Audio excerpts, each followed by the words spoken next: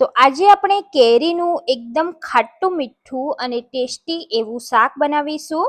તો કેરીનું શાક બનાવવા માટે આપણે આ રીતની જે તોતાપુરી કેરી આવે છે એ લેવાની છે, કેમ કે તે ખટાશમાં પણ એકદમ ઓછી ખાટી હોય છે.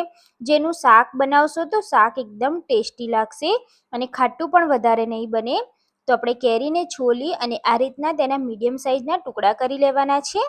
તો હવે આપણે વઘાર માટે એક પેનમાં 3 ચમચી તેલ એડ કરીશું, 1 ચમચી રાઈ, જીરું એડ કરીશું અને થોડા ખડા મસાલા એડ કરીશું. તો તમાલપત્ર, લવિંગ, મરી અને ચક્રફૂલ એડ કર્યા છે અને હિંગ એડ કરી દઈશું. હવે આપણે સમારેલી કેરી એડ કરી દેવાની છે અને એને તેલમાં સાતળી લેવાની છે. તો કેરીના શાકમાં ખડા મસાલાનો ટેસ્ટ ખૂબ જ સરસ આવે છે, એટલે આગળ પડતો રાખવાનો.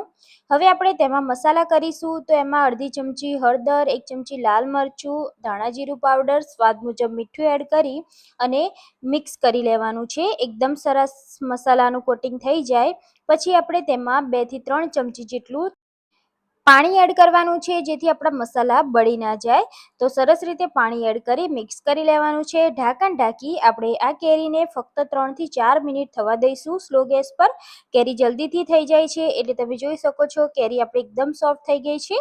તો હવે આપણે તેમાં લાસ્ટમાં ગોળ એડ કરવાનું છે. તો મેં અહીંયા અડધા કપ જેટલો ગોળ લીધો છે. ગોળ એડ કરી અને સરસ રીતે તેને હલાવી દેવાનું છે.